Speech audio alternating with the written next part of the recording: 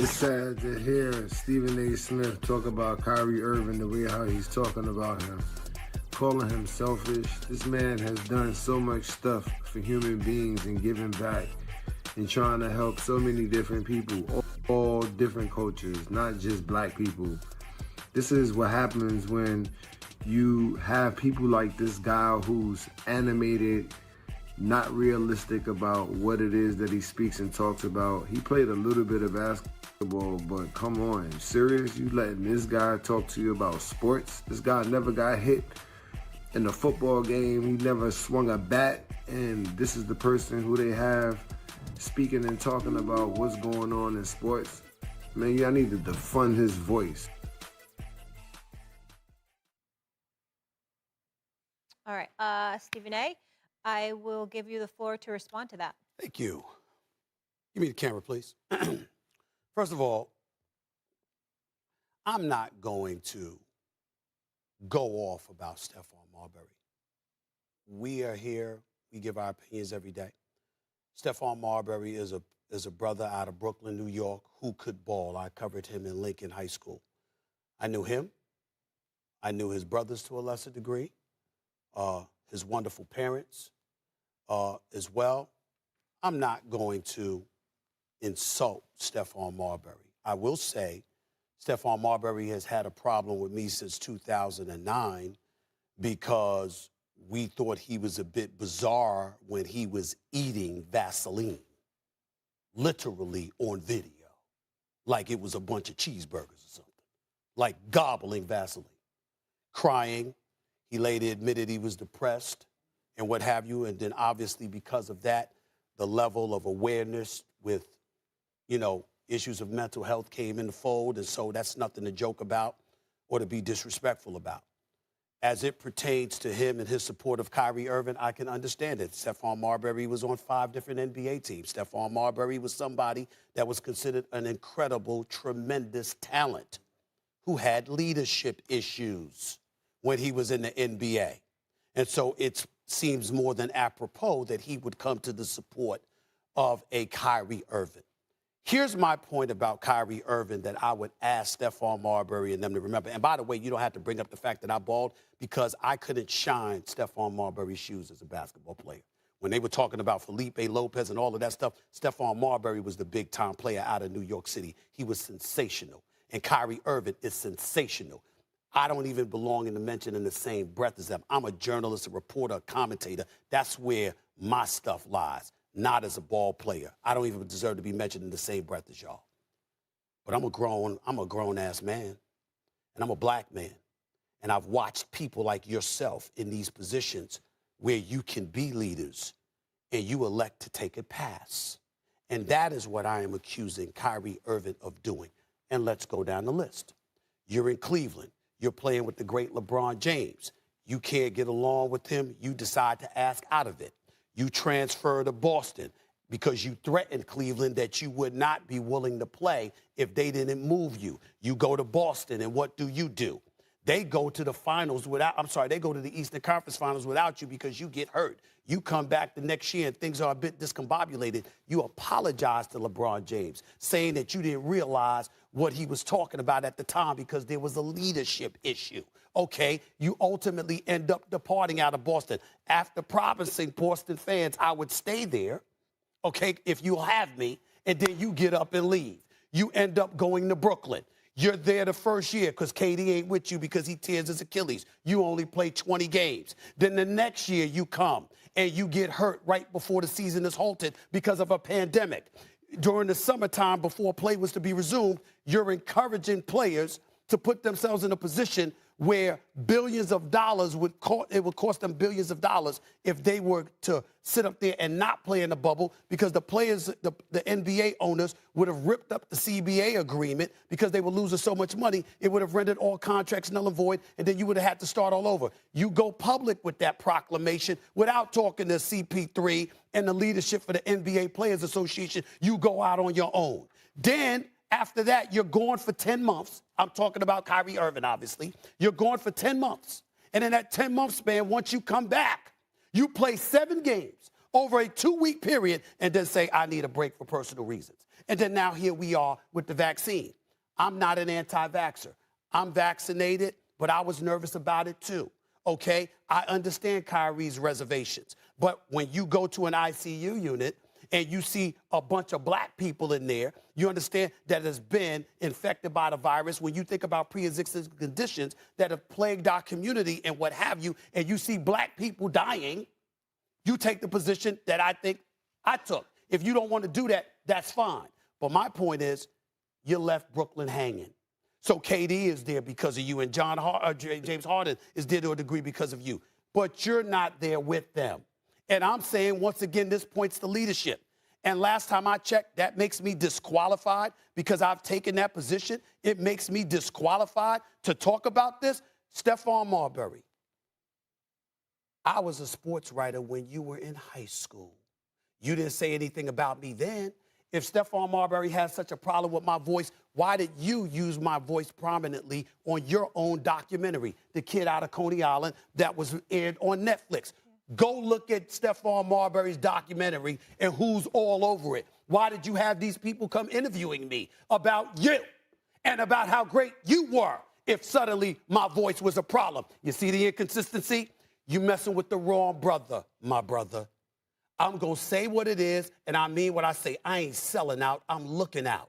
The fact of the matter is, Kyrie Irving has put himself in a position where we get to question his leadership based on the multitude of decisions that he has made. Yeah. It doesn't make him a bad person, because he's not. It doesn't get us to ignore his philanthropy, because we shouldn't. He's a beautiful person whose heart's in the right place, who's done a lot of great things for a lot of great people. But on this particular issue, I believe he's wrong. If you disagree with me, I respect that. Whether you in China or New York or anywhere in between, you have a right to voice your opinion. Right. But don't act. What's your reaction to Kyrie's message? Well, I think it's all over the place. But I want to make sure I take the position, and producers, leave Kendrick Perkins and Jay Williams up on the screen, because I want to see them when I'm talking to them, and I'm talking to America here. You know, Jay and I, first of all, Jay and I are fine for those fools out there that think we got a problem. They don't realize we brothers. They don't understand. You understand? Always. So we can have disagreement, Always, but we Steve. good. Here's the thing that people are not getting, and I want to make sure that I'm clear about. I am no anti-vaxxer. I have been vaccinated. Jay's been vaccinated. I think Kendrick Perkins, I know you have. And we all believe you should get vaccinated. But I am no anti-vaxxer. Let me be very, very clear about that. I have an issue with Kyrie Irving. And by the way, as I tried to say yesterday, but I'll say today, it ain't about the vaccine. It's about what I label to be his selfishness when it comes to being a teammate of Kevin Durant, James Harden, and the rest of the crew with the Brooklyn Nets. That is the issue for me. If you don't want to take the vaccine, that's your choice. You are absolutely right. It's a personal choice, and it's other people's choice to react whatever way they want to. I choose to focus on a couple of things here.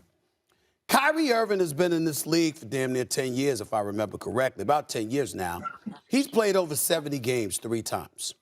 This is the same Kyrie Irving that got hurt before the global pandemic became official, essentially, and before the season was brought to a halt. When the season was scheduled to resume in a bubble, he was a vice president in a players association who had encouraged people not to participate in play in Orlando in the bubble.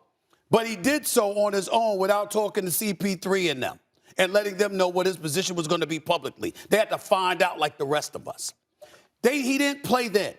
Then he's gone, so you take into account he got hurt and had only played 20 games. He got hurt, season gets halted. What does he do? He comes back 10 months later, 10 months after the season was resumed in December. Another season, started in December. And 2 weeks in, 7 games into the season, Kyrie Irving needs a break, disappears for personal reasons, initially didn't tell the coach or anybody else, okay? Knew he was supposed to come back, got caught partying with his sister, you understand what I'm saying, and at a party, all right, where you were exposed to all of that contact tracing and stuff like that, where KD even had to be pulled from some games because accidentally or whatever, they found that he could have potentially been exposed. So you had all of these things going on. My point is transition that to where we are now. And where we are now is yet another reason why Kyrie Irving isn't playing basketball. KD is in Brooklyn because of you. James Harden, to a lesser degree, is in Brooklyn because of you. You helped bring these brothers together. And that's where I'm coming from. It is my belief. I'm not trying to say forget the vaccine because I understand that's a part of this discussion. Again, but what I'm focusing on and what I want people to know that I'm focusing on about Kyrie Irving is I believe you helped assemble all of this and you've left these dudes hanging yet again. Now, we can sit up there and say this has nothing to do with everything else that's going on in this past. Fair enough. But the one consistent common denominator that is inescapable is A, Kyrie Irving is a distraction. B, it usually involves him missing time on the job, which he signed up to do, which he encouraged other people to do, which he's getting $35 million a year to play. These are all the things that I'm pointing to. And that's where I want to go from there before we even get into what he said last night. Floor is y'all's. Well, you know what? Here's the thing, right? We all have our rights and everybody have the freedom to do whatever they want with their body. But Stephen A., you made one word stand out to me just now. Clear. Clear. And you have certain people that go on here and say, you know what? Kyrie Irving is a version of Colin Kaepernick. No, the hell he's not. Because Colin Kaepernick made it very, very clear where he stands, okay, or where he stood for us with the NFL. I don't know where Kyrie Irving stands. He's all over the place, as you would say. But I'm going to tell you this. I'm watching the IG Live. I'm watching some of the former brotherhood, NBA brotherhoods, and they saying, go Kyrie. Oh, yeah, you're doing the right thing. I stand with Kyrie. But guess what? It's another brother that's in the NBA, that's in Minnesota, that lost 6 family members, including his mama, God rest her soul, by the name of Karl Anthony Towns. And he made it very, very clear to everybody where he stood with this vaccination. And he told people, go get vaccinated. You want to know something? When I saw what Karl Anthony Towns went through, that's what made me choose a side. And my thing is with Kyrie Irving, yes, it is your body. But tell me, what are you standing for? Make it clear to me. Because watching the IG Live yesterday, it wasn't clear. And it's not clear to this day. It's still not clear today as we wake up. It's murky. As Molly just said, it's murky. So I'm not telling the man what to do. I'm saying, give us some clarification. And by the way, the media, right? The media, oh man, y'all always want to point me out. You a superstar, Kyrie. When you sign up to go to the NBA, you sign up for the media. Media comes with it. We applaud you when you stand on the front line and you do things in the community. Of course, if you don't get vaccinated, it's going to be a story and we're going to talk about it. Hello, you are in the NBA. This is part of it. So just me personally, look, Kyrie can do whatever the hell he wants with his body.